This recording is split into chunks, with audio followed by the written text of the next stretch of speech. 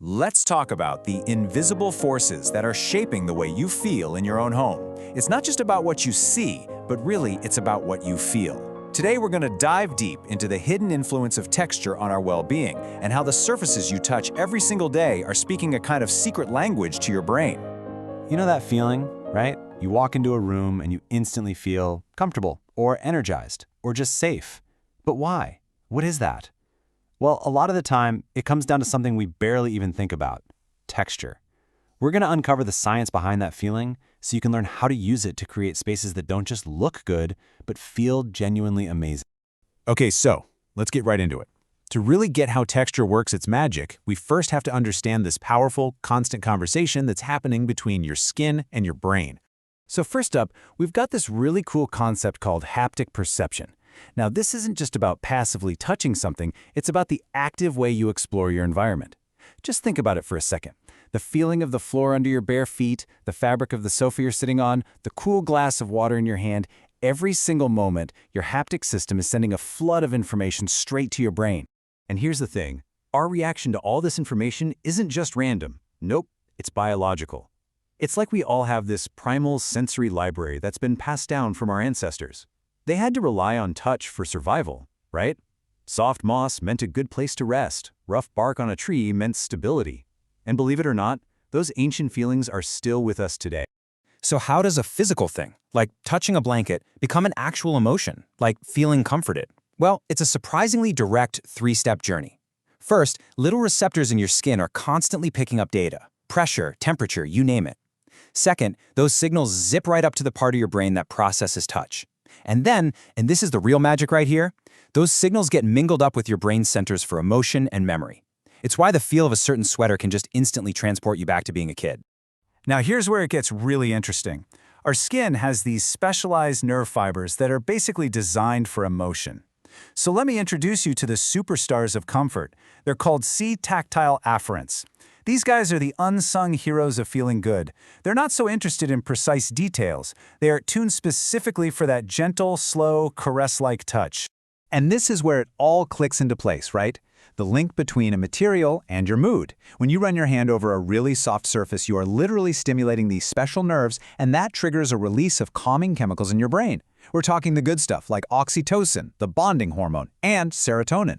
So what this means is that choosing the right textures in your home can actually, physically, help lower your stress levels and make you feel more content. All right, so we've got the why down. Now let's get into the what. It's time to translate this secret language. Every material has its own voice. Some of them whisper relax, while others might be shouting energy. And it really all comes down to how they play with things like light and sound. You can basically group almost every texture into two big buckets. On one side, you have your cozy textures. These are the ones that absorb light and they make a space feel more intimate and protective, kind of like a cozy little den. And on the other side, you've got your energized textures. These guys reflect light, bouncing it all around the room to create this feeling of openness and vitality. So what are we talking about when we say cozy? Well, think of thick wool. It muffles sound and it's warm. Velvet? Ugh, it's a superstar. It's stimulating those C-tactile afferents we just met. Reclaimed wood gives us that connection to nature. Even just matte finishes. They reduce the visual noise in a room, which helps your mind calm down. These are the tools you use to build a sanctuary. And on the flip side, what about energy? Think of anything that bounces light. You've got your polished metals and high-gloss finishes. They make a room feel bigger and more modern. Silks feel bright and sophisticated. You know, even some rougher textures like a distressed rug or some rough-hewn wood can kind of awaken the senses and add a really dynamic, stimulating vibe to a room. Okay, so here's a little cheat sheet for you. You can see how each material carries its own distinct emotional signature. You've got velvet, which just screams comfort and a little bit of luxury. Reclaimed wood gives you that feeling of groundedness, of authenticity. Polished chrome, that signals efficiency and modernity. It's a surprisingly direct and predictable language once you start to listen. Okay, so understanding the language is one thing, but now let's talk about how to actually speak it. And the good news is you absolutely do not need a complete home makeover to do this. Here are 5 practical techniques you can start using, like right now. It really just comes down to making intentional choices. Try layering different textures, maybe a smooth sofa on top of a really plush rug to create some depth. Create some contrast for balance.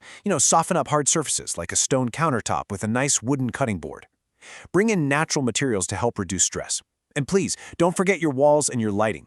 They're basically huge canvases for setting the entire textural mood of a room.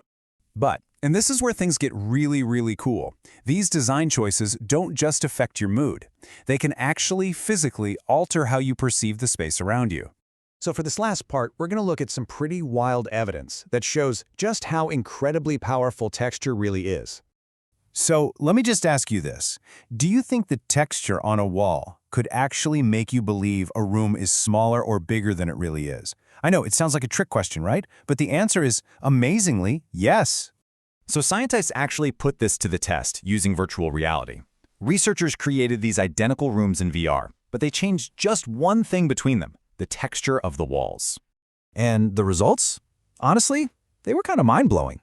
They found that rooms with textured walls, so think raw wood or brick, or even a rich matte paint, were consistently perceived by people as being smaller and more intimate than the exact same rooms that had smooth walls. So that den-like feeling we talked about, it's not just in your head. It's your brain literally changing its perception of the room's actual size. It's incredible. So what's the big takeaway here? All these textures, they're not just fluff. They're not just decoration. They are powerful tools for our well-being. So I want to invite you to start your own little sensory journey. Sometime today, just walk through your home and notice. I mean, really notice. How does your favorite blanket actually feel? What's the texture of the floor under your feet? Just start paying attention to this silent language. By surrounding yourself with surfaces that really nurture you, you can design a home that doesn't just look beautiful, but one that feels profoundly healing. And it kind of leaves you with this one beautiful thought. Maybe true luxury isn't really about what you own, but about the texture of peace you can create. Be sure to check out our Instagram feed and website as well.